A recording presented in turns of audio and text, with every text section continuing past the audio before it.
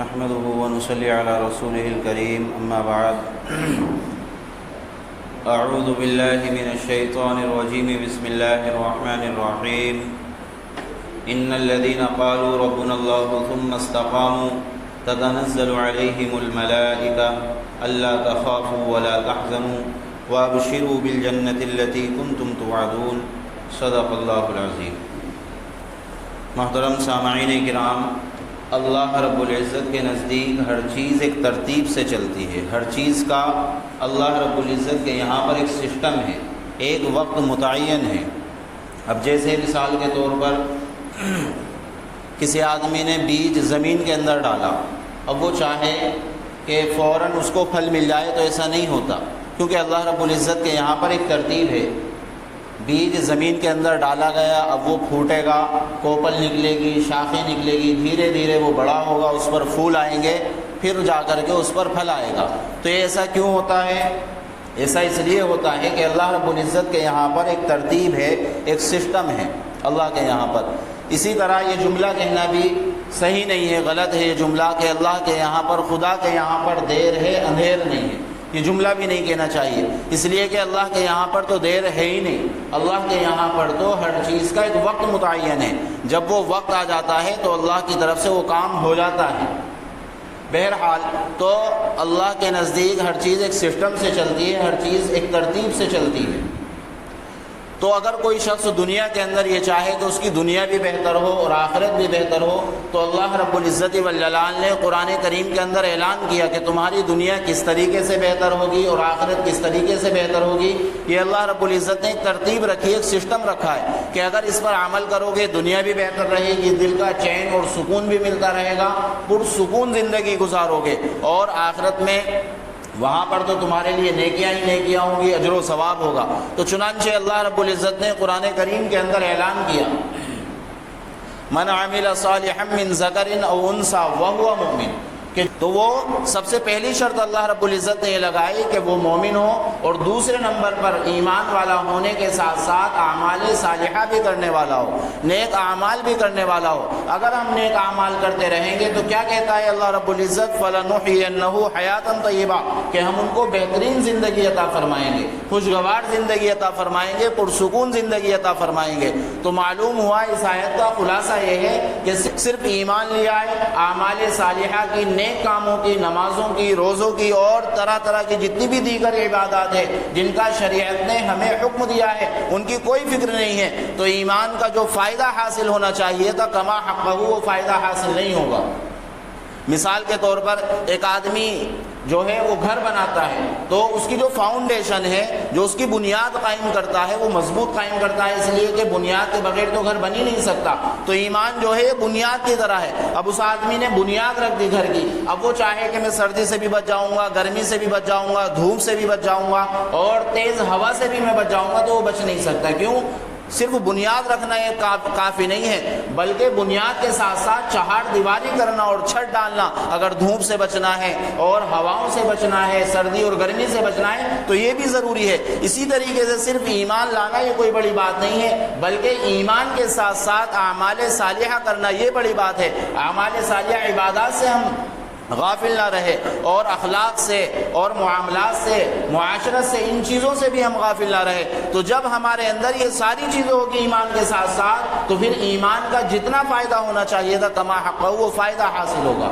اللہ رب العزت کا قانون بھی یہی ہے کہ اگر آپ اعمال سدھاریں گے تو اللہ رب العزت تمہارے حالات کو سدھار دیں گے، اعمال سنواریں گے تو اللہ رب العزت حالات کو سنواریں گے۔ آج ہمارا یہی رونا ہے کہ ہمارے کسی طریقے سے حالات سدھر جائے، لیکن ہم دیکھیں کہ ہمارے اعمال کس طریقے کے ہیں۔ حضرت یوسف علیہ السلام کو دیکھیں کہ بچپن میں والدین سے، رشتہ داروں سے، اپنے وطن سے، اپنے گھر والوں سے، سب سے جدا ہو گئے، اور لے جا کر کہاں ڈال دیا؟ کنویں کے اندر ڈال دیا، اور پھر کنویں سے ایک لشکر نے نکالا اور مصر میں جا کر کے وہاں پر بیچ دیا، وَشَرَوْهُ بِثَمَنٍ بَخْسٍ دَرَاهِمَ مَعْدُودَةٍ، چند دراہم کے بدلے، جن کی کوئی حیثیت نہیں تھی، اتنی کم قیمت پر حضرت یوسف علیہ السلام کو بیچ دیا۔ اور خریدا کس نے؟ عزیز مصر نے، جو مصر کا بادشاہ تھا، اس نے خریدا، اور طرح طرح کے حضرت یوسف علیہ السلام پر حالات آئے۔ 9 سال تک تقریباً جیل کے اندر یہ قید رہے، بند رہے، اتنے حالات ان کے اوپر آئے، لیکن والدین نے اچھی تربیت کی تھی، اپنے اعمال پر جمے رہے۔ تو جب اعمال پر جمے رہے، اللہ رب العزت نے کنویں سے نکال کر، ان حالات سے نکال کر کے مصر کا تاج عطا فرمایا، مصر کا تخت اللہ رب العزت نے عطا فرمایا۔ تو کیوں عطا فرمایا؟ کہ انہوں نے اپنے اعمال کو سدھارا، اپنے اعمال کو صحیح کیا، تو اللہ رب العزت نے ان کے حالات کو صحیح کر دیا۔ آج ہمارے اوپر جو حالات ہیں یہ ہمارے اعمال کی وجہ ہے۔ ہم کہتے ہیں مسلمانوں کو یہاں پریشان کیا جا رہا ہے، مسلمانوں کو وہاں پریشان کیا جا رہا ہے، اس میں کسی کا کوئی دوش نہیں ہے، کوئی کمی نہیں ہے۔ اگر کمی ہے تو وہ صرف ہماری کمی ہے، ہماری اپنی کمی ہے۔ ہم دیکھیں گجرات کے اندر جب سن 2000 میں دنگوں کے اندر ایک طرف مسلمانوں کو کاٹا جا رہا تھا، تو وہیں دوسری طرف گجرات کے اندر شادی بیاہ کے اندر نوجوان لڑکیوں کو نچایا جا رہا تھا۔ ہم کہتے ہیں کہ حالات آتے ہیں، بتاؤ حالات تو کیوں نہیں آئیں گے کہ ایک طرف مسلمانوں کو کاٹا جا رہا ہے، دوسری طرف مسلم شادیوں کے اندر نوجوان لڑکیوں کو نچایا جا رہا ہے۔ تو اگر ہم اعمال سدھاریں گے، اللہ رب العزت کا قانون یہ ہے، اعمال سدھاریں گے تو اللہ رب العزت حالات کو سدھاریں گے۔ ایک قانون۔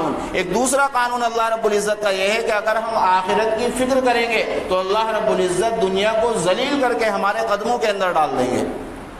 حضرت سفیان ثوری رحمۃ اللہ علیہ بہت بڑے بزرگ ہیں، بہت بڑے بزرگ ہیں۔ اب یہ جو ہے ایک آدمی تھا ان کے زمانے کے اندر، مالدار آدمی، تو سال میں 365 دن ہوتے ہیں، تو وہ سال میں 365 جوڑے ان کو سل کر کے دیا کرتا تھا، نئے کپڑے بالکل۔ ابو سفیان ثوری رحمۃ اللہ علیہ جو ہے یہ ہر روز نئے کپڑے پہنتے اور اگلے دن اس کو اتارتے تو کسی غریب کو صدقہ کر دیا کرتے تھے، کسی غریب کو دے دیا کرتے تھے۔ تو یہ عزت کس نے ڈالی؟ جبکہ حضرت امام یہ ابو سفیان ثوری رحمۃ اللہ علیہ جو ہیں یہ اتنے بڑے مالدار بھی نہیں ہیں، لیکن ہر روز نیا جوڑا پہنتے، نئے کپڑے پہنتے۔ تو یہ تعظیم اس مالدار کے دل کے اندر کس نے ڈالی؟ یقیناً یہ اللہ رب العزت نے ڈالی۔ تو معلوم ہوتا ہے کہ اگر ہم آخرت کی فکر کریں گے تو اللہ رب العزت دنیا کو ذلیل کر کے ہمارے قدموں میں ڈال دیں گے۔ ایک انگریز جو ہے وہ ہندوستان کے اندر آیا گھومنے کے لیے، اب وہ جگہ جگہ گھوما، اجمیر بھی گیا خواجہ معین الدین چشتی رحمۃ اللہ علیہ کے مزار پر، پھر یہاں سے سب جگہ گھوم کر کے وہ واپس گیا۔ اب بیوی نے معلوم کیا کہ آپ ہندوستان گئے تھے، کہاں کہاں پر گھوم کر گئے، تو اس نے بتایا کہ میں گیٹ آف انڈیا گھوما، لال قلعہ گیا، تاج محل گیا، اور طرح طرح کی چیز اس نے بتائی۔ اس نے بتایا کہ میں اجمیر گیا اور میں نے دیکھا ہندوستان کے اندر مردے زندہ دلوں پر حکومت کرتے ہیں۔ تو بیوی نے کہا یہ کیا بات ہوئی؟ کہا کہ میں اجمیر گیا خواجہ معین الدین چشتی رحمۃ اللہ علیہ کے مزار پر، تو میں نے دیکھا وہاں پر مسلمان تو مسلمان، سکھ، عیسائی اور دوسرے مذہب کے سبھی لوگ آ رہے ہیں۔ تو کیوں آ رہے ہیں؟ جب اللہ رب العزت نے ان کی محبت کو دوسروں کے دلوں کے اندر ڈالا۔ تو پتہ چلتا ہے جب ہم دنیا کو ٹھوکر ماریں گے، آخرت کی ہم فکر کریں گے تو اللہ رب العزت ذلیل کر کے دنیا کو ہمارے قدموں کے اندر ڈال دیں گے۔ صحابہ رضوان اللہ تعالی علیہم اجمعین کچھ بھی ان کے پاس نہیں ہے دنیاوی اعتبار سے، لیکن آخرت کی فکر ہے۔ جب آخرت کی فکر ہے تو اللہ رب العزت نے قیصر و کسریٰ کا جو تاج ہے وہ صحابہ کے قدموں کے اندر ڈال دیا۔ تو اللہ رب العزت کا دوسرا قانون یہ ہے کہ اگر ہم دنیا کو ٹھوکر ماریں گے اور آخرت کی فکر کریں گے تو اللہ رب العزت لوگوں کے دلوں میں ہماری محبت پیدا فرما دیں گے، اللہ رب العزت حالات کو سدھار دیں گے۔ اور تیسرا قانون اللہ رب العزت کا یہ ہے کہ اللہ سے اگر ہم اپنے تعلقات کو مضبوط کر لیں گے، اللہ مخلوق کے دلوں میں ہماری محبت پیدا فرما دیں گے۔ حضرت امیر معاویہ رضی اللہ عنہ نے حضرت عائشہ رضی اللہ عنہ کو خط لکھا کہ آپ کچھ نصیحت فرما دیں۔ حضرت عائشہ رضی اللہ عنہ نے صرف 2 لائن میں نصیحت لکھی۔ آپ نے لکھا کہ اگر تم اللہ کو راضی کرنے کے لیے مخلوق کو ناراض کر دو گے تو اللہ رب العزت جو مخلوق ناراض ہو چکی ہے اس کے دلوں میں تمہاری محبت پیدا فرما دیں گے اور مخلوق کو بھی راضی کر دیں گے۔ اور تم مخلوق کو راضی کرنے کے لیے اللہ رب العزت کو ناراض کر دو گے تو اللہ رب العزت لوگوں کو تم سے ناراض کر دیں گے، تمہاری نفرت لوگوں کے دلوں کے اندر بٹھا دیں گے۔ اس لیے کہ دل جو ہے یہ اللہ رب العزت کے قبضۂ قدرت میں ہے، اللہ رب العزت جدھر کو چاہے ادھر کو پلٹ دے۔ تو معلوم ہوتا ہے اگر ہمارے تعلقات اللہ سے مضبوط ہوں گے تو اللہ رب العزت لوگوں کے دلوں میں ہماری محبت پیدا فرما دیں گے۔ حضرت عبد الواحد ابن زید رحمۃ اللہ علیہ بہت بڑے بزرگ ہیں. اب ایک اور انہوں نے اللہ رب العزت سے دعا کی, 3 رات مسلسل یہ دعا کرتے رہے کہ یا اللہ جنت میں میرا رفیق کون ہوگا, میرا ساتھی کون ہوگا, اس سے مجھے ملا دیجئے.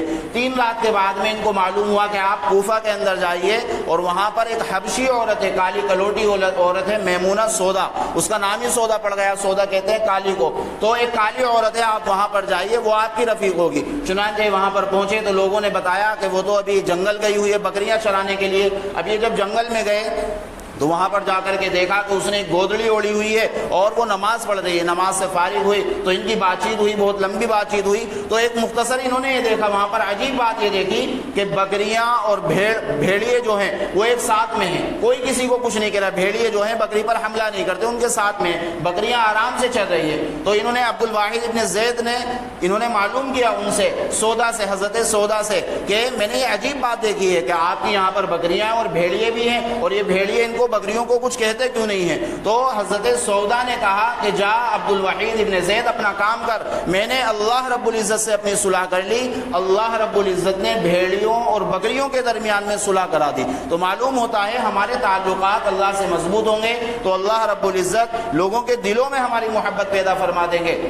آج ہم دیکھتے ہیں کہ بھائی بھائی سے ناراض ہے, ہم اپنی جگہ پر سچ ہوتے ہیں, حق ہوتے ہیں بالکل اپنی جگہ پر, لیکن ہم سے دوسرے لوگ ناراض ہو جاتے ہیں, بیوی ناراض ہے, گھر والے ناراض ہیں. تو اس کی وجہ کیا ہے؟ اس کی وجہ صرف یہی ہے کہ ہمارے جو تعلقات ہیں وہ اللہ سے کمزور ہوتے ہیں اور ہم چاہتے ہیں کہ مخلوق سے تعلقات ہم مضبوط کر لیں. تو ایسا نہیں ہوتا, بلکہ تعلقات کو مضبوط کرنے کے لیے ہم اللہ سے اپنے تعلقات کو مضبوط کریں. اللہ رب العزت لوگوں کے دلوں میں ہماری محبت ڈال دیں گے, پھر کوئی بھی ہم سے ناراض نہیں ہوگا. اللہ کے نبی علیہ الصلوۃ والسلام کو ہم دیکھیں کہ آپ علیہ الصلوۃ والسلام مکہ کے اندر ہے, آپ نے نبوت کا اعلان کیا تو لوگ ناراض ہو گئے اور بہت ناراض ہوئے, اور طرح طرح کی تکلیف نبی کریم علیہ الصلوۃ والسلام کو پہنچائی گئی, یہاں تک کہ آپ علیہ الصلوۃ والسلام مکہ سے ہجرت کر کے مدینہ چلے گئے. اب مدینہ سے آپ علیہ الصلوۃ والسلام فاتحانہ انداز سے صرف 8 سال کے بعد پھر مکہ کے اندر داخل ہوئے فاتحانہ انداز سے. تو جو لوگ آپ کے دشمن تھے, آپ کے سائے سے بھی ان لوگوں کو دشمنی تھی, وہ لوگ بھی آپ علیہ الصلوۃ والسلام کے سامنے گردن جھکا کر کے کھڑے ہوئے تھے,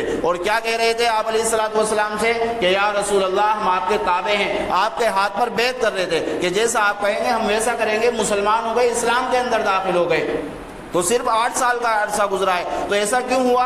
اس لیے کہ اللہ کے نبی علیہ الصلوۃ والسلام نے اپنے تعلقات کو اللہ سے مضبوط کر لیا, تو اللہ رب العزت نے لوگوں کے دلوں میں آپ علیہ الصلوۃ والسلام کی محبت ڈال دی. تو 3 بات ہوئی. پہلی بات یہ ہے کہ اگر ہم اپنے اعمال کو سدھاریں گے اللہ رب العزت حالات کو سدھار دیں گے, اور اگر ہم دنیا کو ٹھوکر مار کر کے آخرت کی فکر کریں گے کہ نہیں بھائی بخار ہے, سر میں درد ہے, کوئی بات نہیں, ہمیں نماز پڑھنی ہے, سب سے پہلی جو چیز ہے وہ نماز ہے, وہ سب سے پہلی جو چیز ہے وہ اللہ کو راضی کرنا ہے, سب سے پہلی جو چیز ہے وہ آخرت کی تیاری ہے. تو جب ہم یہ سوچیں گے اور یہ کریں گے تو پھر اللہ رب العزت ہمارے حالات کو بدل دیں گے.